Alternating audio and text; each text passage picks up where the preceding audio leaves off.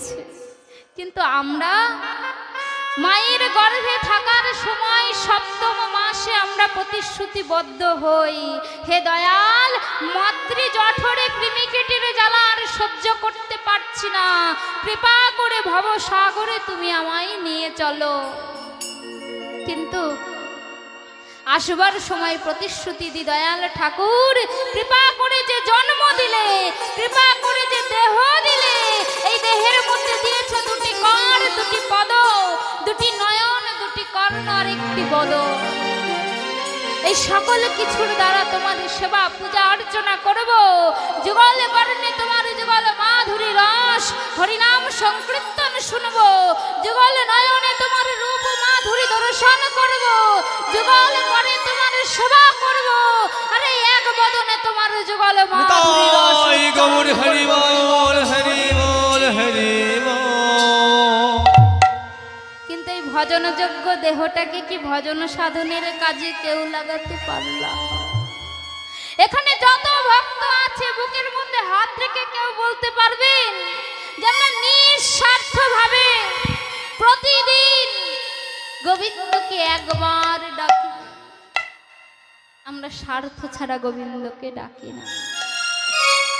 ওরে মানব, কবে রে বুঝবি, কবে বুঝবি এই মন যে 84 লক্ষ জনি ভ্রমণ করে পাই একটা মানব জনম?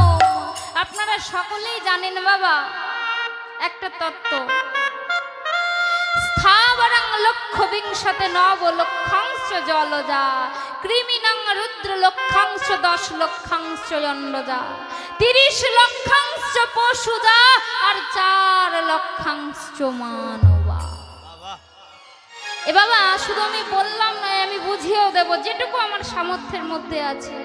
এখানে হয়তো যতগুলো কীর্তন নিয়ে এসেছে সবার থেকে আমি অভিজ্ঞতাতেও ছোট আর বয়সেও ছোট, তবু আমার যতটুকু জ্ঞান, যতটুকু আমার গুরু আমায় প্রদান করেছে তার মধ্যে থেকে আপনাদের বোঝানোর চেষ্টা করব।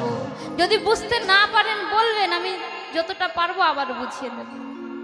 বলছে কি, স্থাবরং লক্ষ বিংশতে, স্থাবরং মানে স্থলভাগে, লক্ষ মানে তো আপনারা সকলেই জানেন লক্ষ, বিংশতে, বিংশ কথার অর্থ হচ্ছে 20, তাহলে 20 লক্ষ বার আমরা জন্মগ্রহণ করি এই স্থলভাগ মাটির ওপরে। কিভাবে?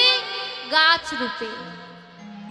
আম, জাম, কাঁঠাল, কলা, লিচু, তাল, বেল, কুল, এত গাছ হতে হতে যেই দিন মা এই তুলসী বৃক্ষ রূপে জন্মগ্রহণ করতে পারি, সেই দিন হতে, সেই অধম জন্ম বৃক্ষ জন্ম হতে আমাদের মুক্তি লাভ হয়। হরিবল। তাহলে প্রথম জন্ম পার হলো, দ্বিতীয় জন্ম কি বলে? নব লক্ষাংশ জলজা। নব অর্থাৎ 9, লক্ষাংশ অর্থাৎ লক্ষবার, জলজা অর্থাৎ জলের মধ্যে। তাহলে নব অর্থাৎ 9 বাবা, আবার নব অর্থাৎ নতুন, নতুন জন্ম 9 লক্ষ বার হয় জলের মধ্যে। কিরূপে জন্মগ্রহণ করি? মাছ হই, কাঁকড়া হই, চিংড়ি হই, তিমি হই, হতে হতে যেই দিন বাবা শঙ্খরূপে জন্মগ্রহণ করি, আর শঙ্খরূপে জন্মগ্রহণ করবার পর হয় আমাদের মুক্তি লাভ। দ্বিতীয় জন্ম পার হলো, আপনারা বাবা হিসাব করে নেবেন, হিসাবে আমি খুব কাঁচা। তা দ্বিতীয় জন্ম পার হয়ে গেল, পরবর্তী জন্ম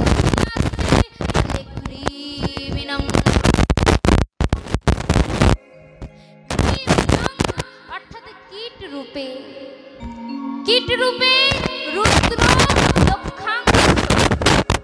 কীট রূপে রুদ্র কথার অর্থ হচ্ছে 11 লক্ষাংশ মানে লক্ষবার।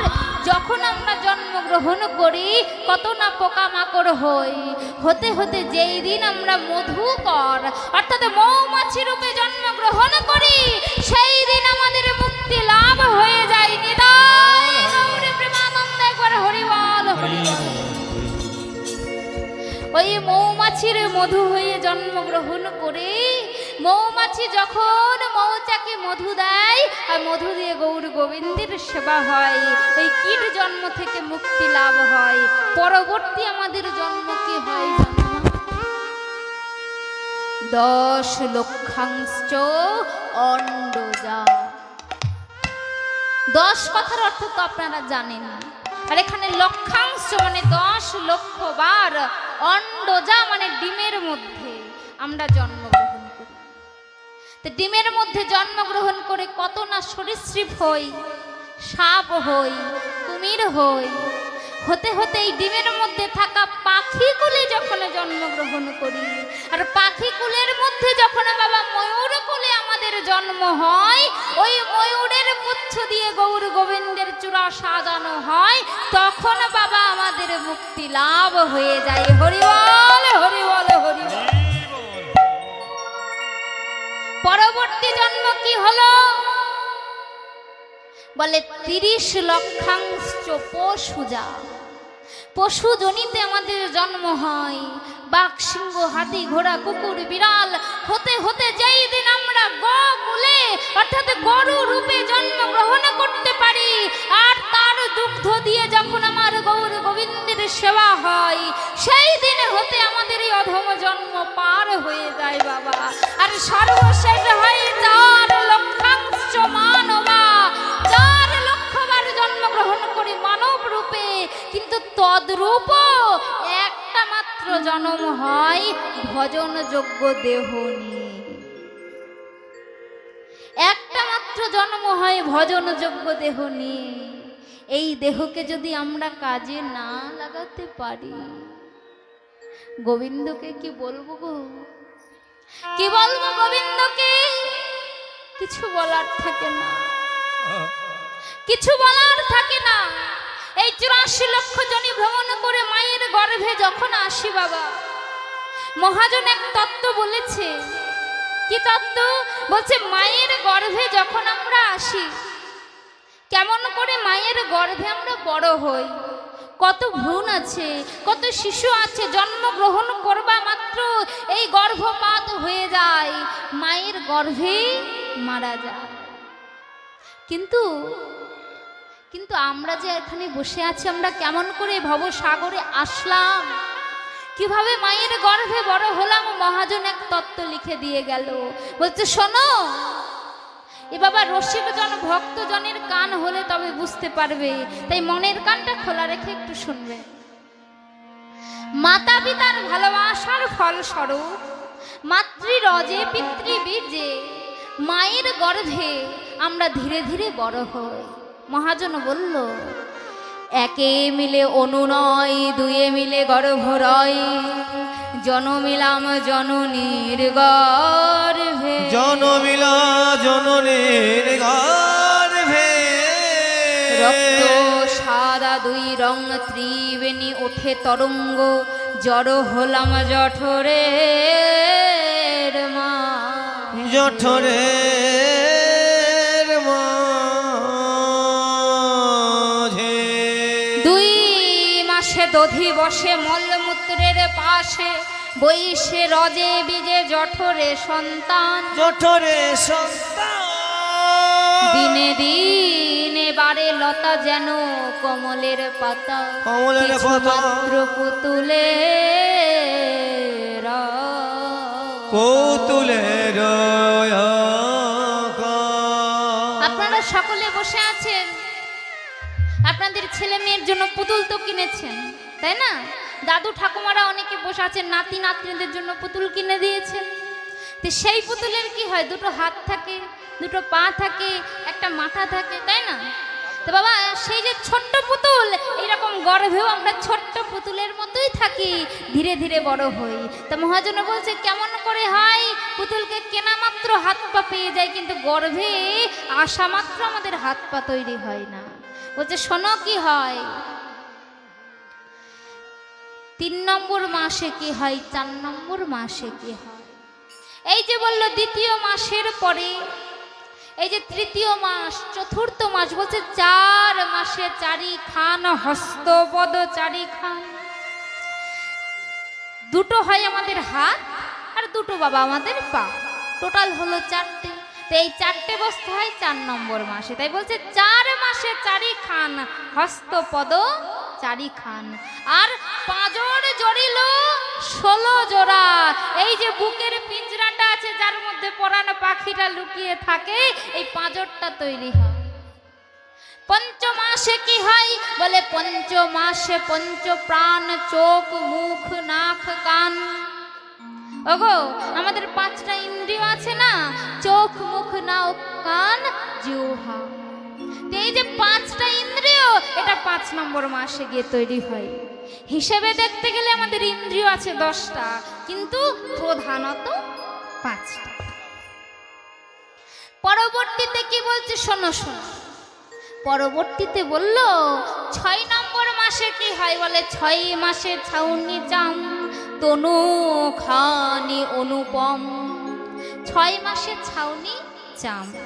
আপনাদের যারা যারা বসে আছেন সবার তো বাড়ি ঘর আছে নিশ্চয়, কেউ তার এমনি এমনি কোথাও থাকেন না, বাড়ি ঘরের মধ্যে থাকেন। তো যে বাড়িতে থাকেন বাবা, আচ্ছা আপনাদের মধ্যে কাকে জিজ্ঞাসা করব? আচ্ছা সামনে বসে আছে মাকে বলি, ও মা, মা তো লজ্জায় পেছনেই ঘুরে গেল, একবার তাকিয়ে দেখো না। ও মা বলি, বাড়ির যে ছাউনিটা, ছাদটা কিসের গো? ঢালাই ঢালাই। ও তোমার বাড়ির জিজ্ঞাসা করেছেন নাকি? আমি তো মায়ের বাড়ির জিজ্ঞাসা করছি। কিসের গো মা? তালে। তালে এই হচ্ছে কথা, তালের ছাউনি, ঠিক আছে। তার আগে আমাদের কিসের ছাউনি ছিল? কিসের ছাউনি ছিল? বলে কিনা খড়ের ছাউনি। আর তারপরে হলো তোমার ঢালাই, তাই না? তাই এবার দেখো, খড়ের ছাউনি হলো, টালের ছাউনি হলো, তারপর হলো ঢালাই। এ হচ্ছে আমাদের ঘরের ছাউনি, তাই না? কিন্তু এই যে দেহ বাড়িটা, এই বাড়ির ছাউনি কি? এই দেহের ছাউনি কি? বলে 6 মাসে ছাউনি চাম। চাম অর্থাৎ চামড়া। আমাদের দেহের ছাউনি হলো চামড়া। তো এটা হয় 6 নম্বর মাসে তৈরি। 7 নম্বর মাসে কি হয়? বলে সপ্ত মাসে সপ্ততনু যেন প্রভাতের ভানু, খেলে রবি অরুণের কোলে। অরুণ আর রবি, অরুণ অর্থাৎ আকাশ, রবি অর্থাৎ সূর্য। পূর্ব দিগন্তে সূর্য উঠে যেমন পশ্চিম দিগন্তে অস্ত যায়, তেমনি বাবা সারা আকাশে খেলে বেড়াই। আমরা মায়ের গর্ভে 7 নম্বর মাসে খেলা করা শুরু করি, হাত পা ছোড়া শুরু করে দিই না? তাই বলতে শোনো, 8 নম্বর মাসে আর 9 নম্বর মাসে কি হয়?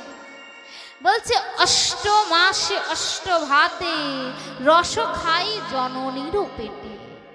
মানে মা যা যা সেবা করে, যা যা আহার গ্রহণ করে, বলে এই সময় শুদ্ধ বস্তু আহার কর, সন্তান দেখবি আসবার পরে সেই সকল বস্তু সেবা করতে ভালোবাসবে। এই কথাগুলো কারা বলে? যারা গুরুজন ব্যক্তি, যারা আমাদের বাড়ির বয়োজ্যেষ্ঠ দাদু ঠাকুমা, তারা বলে। পরবর্তীতে কি বলছে শোনো শোনো, পরবর্তীতে কথা বলল, 9 মাসে কি হয়? 9 মাসে নবলাল, প্রজা বৈশে পালে পাল। আরো বলল 10 নম্বর মাসে কি হয়? বলে 10 মাসে 10 দিনে শিশু ভাবে মনে মনে, পাড়া পাড়ের না পাইয়া সন্ধান। বলে কবে ওরে ভবে এলাম, মায়ার জালে বন্দি হলাম, পড়ে গেলাম মাকড়সার ফাঁদে। মায়ার জালে বন্দি হয়ে মাকড়সা আবদ্ধ করলো 8টা দড়ি দিয়ে। মায়ারূপী মাকড়সা। মাকড়সা যদি কেউ দেখেন বা যদি ধরতে পারেন, ধরে দেখবেন, বা মৃত মাকড়সাও যদি পেয়ে যান, দেখবেন গুণে 8টা পা আছে মাকড়সা। তাই মায়ার 8টা দড়ি। তাই বলছে মাকড়সার সাথে মায়াকে তুলনা করে, যে মায়ার 8টা দড়ি কি কি? এই 8টা দড়ি দিয়ে যাদেরকে বেঁধে রেখেছে তাদের কৃষ্ণ প্রাপ্তি হওয়া বাবা খুব কম সম্ভাবনা আছে, খুব কম সম্ভাবনা আছে। এই 8টা বস্তু যাদের অন্তরে আছে, কি কি? ঘৃণা, লজ্জা, ভয়, মান, কুল, শীল, জাতি, অভিমান। যাদের মধ্যে এই 8টা বস্তু আছে তাদের কৃষ্ণ প্রাপ্তি হওয়া বড়ই দুর্লভ। তা আমার সেই ভগবান যে আজ গৌর হয়ে নদিয়া নবদ্বীপের মাঝে আছে, সে বাবা আজ কি করছে? আজ বাবা কি করছে? বলছে শোনো, মহাজন বলে নিজ নব নাগো বিমোহিত মানস আরে নিজ নবনাগর বিমোহিত মানস নিজ নব রাগ বিমোহিত মানস আরে নিজ নবনাগর বিমোহিত মানস কলব মুদার বিকশিত গদ গদ বিকশিত জগৎ আরে বিকশিত গদ গদ আজ পদকর্তা শেষ পংক্তিটি কলম দিচ্ছে বলে রাধা মোহন পদ রাধা মোহন পদ বলে রাধা মোহন পদ রাধা মোহন পদ নিরূপম গৌর কিশোর নিরুপম গৌর কিশোর এবার সকলে একটু জামালি আস্বাদন করবেন নিরূপম গৌর কিশোর রে